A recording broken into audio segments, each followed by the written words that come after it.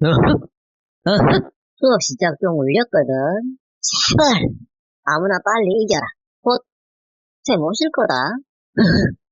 그래도 끝은 봐야지. 당연. 야. 그럼 1위 1승. 분하다. 야야 얘들아 쌤 오셨다. 울어. 수업 준비해야지. 어우 팔 아파. 얘들아, 나 왔다. 아니지, 와 있었다. 안녕하세요. 사실, 내가 아까부터 지켜보고 있었거든? 꽤나 피지컬 하더구나. 뭐, 공부 분야가 물리 파트라서 그런가? 그러셨군요. 그냥 힘 단원을 배우다 보니까 그 컨셉에 맞춰서 뭐 그냥 복습한 셈이거든요. 그렇구나. 지난 시간에 복습이라. 쌤이 확인해볼까? 아까 보니까 꽤나 오랫동안 팽팽하게 어느 쪽으로도 기울어지지 않아 힘의 평형을 이루고 있더구나. 그럼 두 힘의 평형 조건을 말해볼까? 누가 할 테냐? 쌤, 제가 해볼게요. 응? 살았다. 힘의 병행이란 한 물체에 여러 힘이 작용하더라도 힘의 효과가 0일 때, 특히 두 힘의 평형 조건은 두 힘의 크기가 같고 방향은 반대. 그리고 쌤, 마지막은 제가 할게요. 세 번째는 작용점의 일치예요. 으잉? 그래, 거의 다 맞췄구나. 잘했다. 단, 응? 세 번째는 작용점이 아니라 작용선의 일치란다. 그림처럼. 자, 그럼 오늘은 여러 가지 힘의 종류를 배워보자꾸나. 힘의 종류요? 응? 근데 힘의 종류라면 엄청 많은 거 아닌가? 자연계에 존재하는 대표적인 힘들을 배울 거거든. 다들 한 번쯤 들어봤을 거야. 탄속력, 마찰력, 자기력, 전기력, 그리고 중력이란다. 응? 어때? 힘의 종류가 좀 많지? 예, 그러네요. 복잡. 근데 근심으로 가득 찬 너희들의 얼굴을 보니 쌤도 꽤나 마음이 아파. 너 다른 공부할 시간도 부족하니까. 그래서 이번에 쌤이 큰 맘 먹었다. 저 중에서 세 가지 정도만 배울 거야. 응? 뭔가 이상한데? 쌤을 존경합니다만, 교과 내용을 설마 줄여서 할 수 있을까요? 분명히 뭔가 이유가 있을 거야. 근데 쌤, 교재에는 세 가지만 나오는데요. 다만 한 가지가 더 있긴 하네. 응? 그럴 줄 알았다. 쌤! 원래 네 가지뿐인데 처음에 5가지를 말했다가 슬쩍 내용을 빼시다니요. 무슨 생색을 내는 것을 넘어서 이건 거의 사기 수준. 눈치챘나? 뭐 원래 쌤이 그렇잖아. 어떻게든 막 공부 많이 시키려고. 정신을 바짝 차려야 해. 안 그러면 어느새 선생님의 농간에 놀아나게 된다. 얘들아. 사기니 농간이니 그런 험한 말을 쓰고 그러냐. 쌤이 설마 너희를 골탕 먹이려고 그랬겠느냐.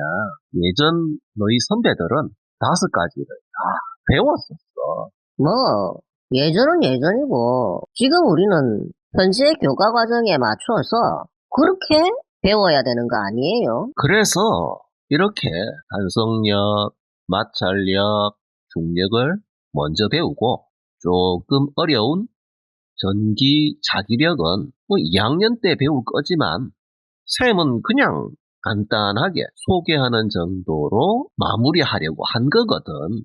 그러셨다고 믿겠습니다. 대신에 1학년 과정에서는 앞에 3가지 힘과는 성격이 조금 다른 힘, 즉 부력을 배울 거야. 물론 이건 교과 과정에 있는 거야.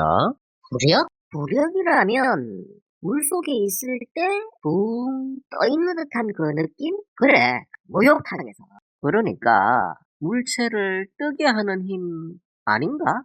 부력은 우리가 주변에서 쉽게 확인할 수가 있고, 특히나 앞서 배운 힘의 합성, 평형 같은 힘의 기초를 이해하는 아주 좋은 사례거든. 중1 과정에서는 필수로 배워야 하는 거지. 그럼 본의 아니게 쌤이 이 사기나 흉계에 연루되었으니까 사과하는 마음으로 선택권을 너희에게 주겠다. 자, 저 4가지 힘 중에서 뭐부터 배워볼까나? 물론 좀 쉬운 거부터 하는 게 응? 선택권? 야, 다들 모여봐. 중력이 낫지 않냐? 천체나 우주 얘기로 시간도 좀 끌고, 그런 쪽은 쌤도 좋아하시잖아. 그렇지. 우주 얘기하면서 외계인 얘기도. 근데 배우는 순서가 상관이 있나? 쌤, 그럼 중력부터 먼저 배우겠습니다. 응? 결국 요 녀석들이 또 외계인 이야기 해달라고 그럴 거 아니야. 일단은 호흡을 가다듬고 기회를 잡아야겠다. 두고 보자. 그래. 중력을 먼저. 원래 순서상 첫 부분이긴 하다마는 우수적인 설명도 많고 실제로는 학자들도 어려워하는 아주 신비로운 힘인데 너희들이 왜 그렇게 관심이 많은지 그게 궁금하구나. 초딩 때 선생님한테 들었어요.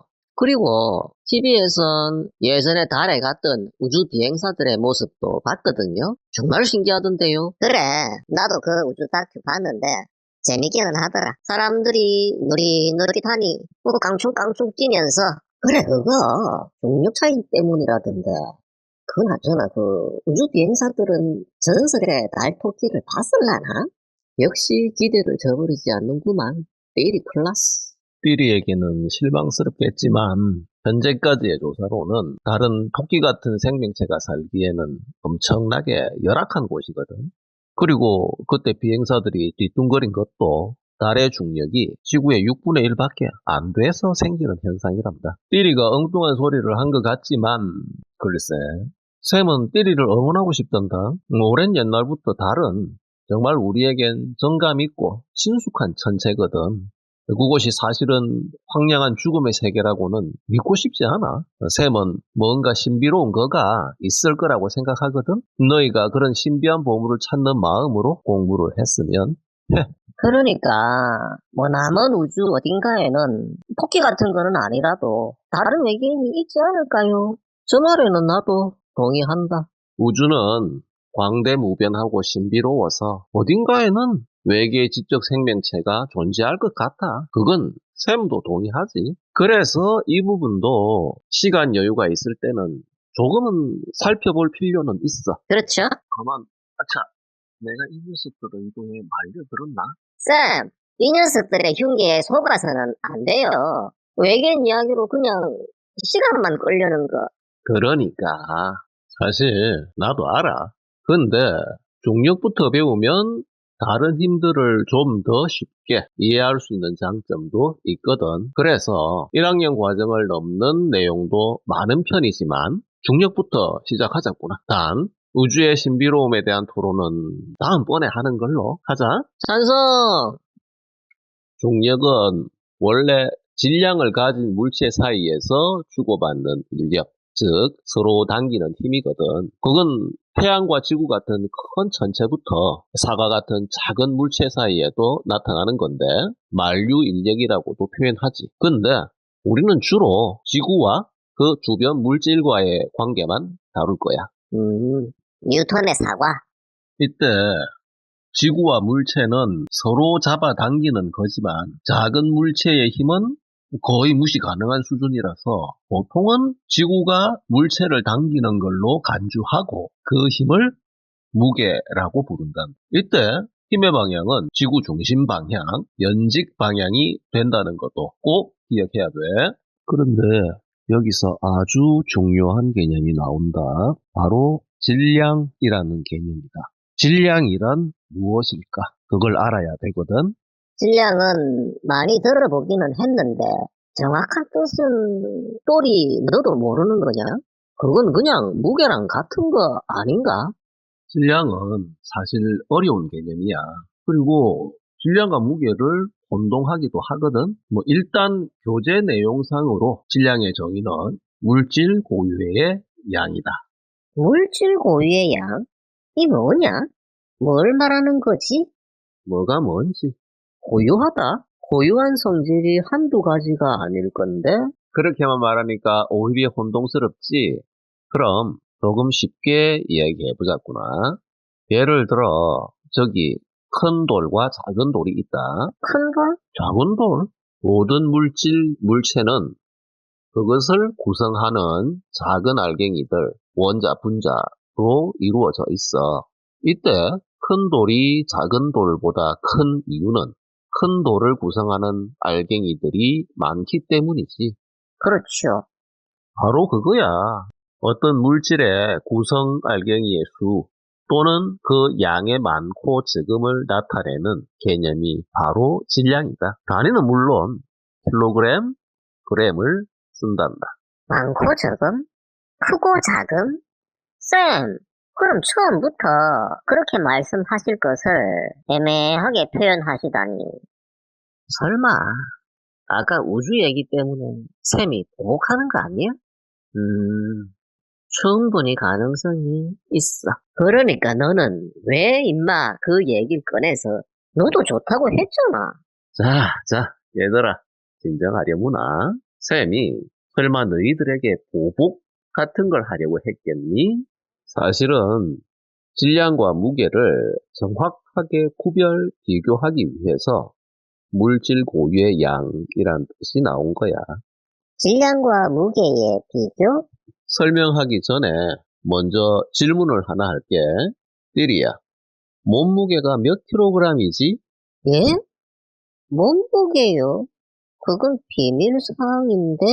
쌤, 때리 몸무게 60kg인데요. 지난번에 목욕탕에서 재 봤어요. 59.8kg이거든? 저 키에 60kg이면 고도비만? 아까 힘이 세더라니. 지금 여기서 우리의 대화 중에 잘못된 표현이 있다. 예? 킬로그램은 질량의 단위거든. 그래서 정확히 표현하려면 킬로그램 중이라고 해야 돼. 아니면 아예 단위를 바꿔야 된단다. 지난 시간에 다음과 같이 정리했었지. 아, 그랬었지요. 쌤, 질량과 무게를 구별해야 하는 것은 알겠는데, 그게 질량의 뜻과 무슨 관계가 있어요? 음, 조금만 더 들어봐. 아까 달 얘기했었지. 달에 가면 우리 몸무게가 어떻게 되나? 달? 달에서는 지구대의 6분의 1이니까 1이야. 희소식이다. 네가 달에 가면 몸무게가 6분의 1로 줄어들게 된단다. 그게 그렇게 되냐? 근데 쌤, 삐리가 달에 간다고 해도 삐리 자체가 바뀌는 것은 아니잖아요. 응? 꾸리가 눈치챘구나. 달에 가서 몸무게를 재면 분명 무게는 줄어들지만 띠리의 양적인 크기, 즉 질량은 변하지 않는다는 사실. 그러니까 달에 가든 금성에 가든 어디를 가더라도 삐리의 질량은 변하지 않는다는 거. 삐리야, 좋다가 말았네. 결국 장소에 따라서 무게는 달라지지만 질량값은 항상 일정하다는 거지. 그러니 무게와 비교했을 때 질량은 장소에 관계없는 고유한 양이 되는 거다. 그런 사연이 있었군요. 쌤, 그럼 무중력 상태가 되면 그런 것도 있다던데. 무중력 상태인 곳. 인공위성 내부도 그렇고 지구와 달 사이에 힘의 균형점에도 있을 거고 그곳은 위아래도 없어지고 아주 신기한 체험을 할 수 있는 곳이긴 하다. 그런데 띠리야, 무게는 변해도 설령 무게가 안 느껴지더라도 질량은 변하지 않는단다. 그냥 다이어트 해라. 이번 참에 매일 아침에 나랑 4km 조깅 어떠냐? 그럼 이제 나머지 내용들도 정리하자꾸나.